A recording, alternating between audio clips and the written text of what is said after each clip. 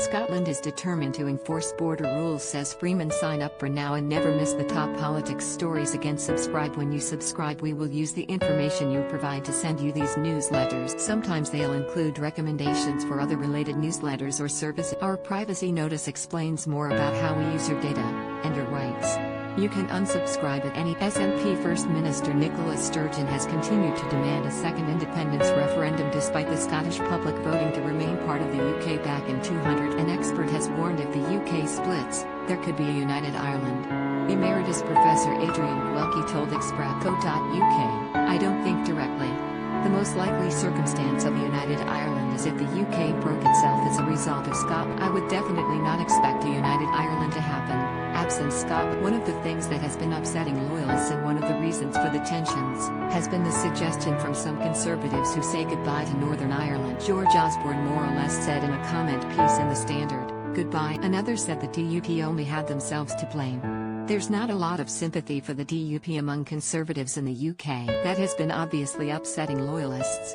There have been a lot of issues that have been causing tensions to rise in trending. There is quite a lot of polarization happening. He added how the links between Scotland and Ireland are stronger than to England, but it would be a huge blow to unionists if Mr. Gwelke continued. It certainly becomes more possible there. In terms of sociological relationships, links to Scotland are strong. It will be a huge blow to unionists if Scotland were to get independence. It would upset unionists. What they would do about it and reorientate their identities.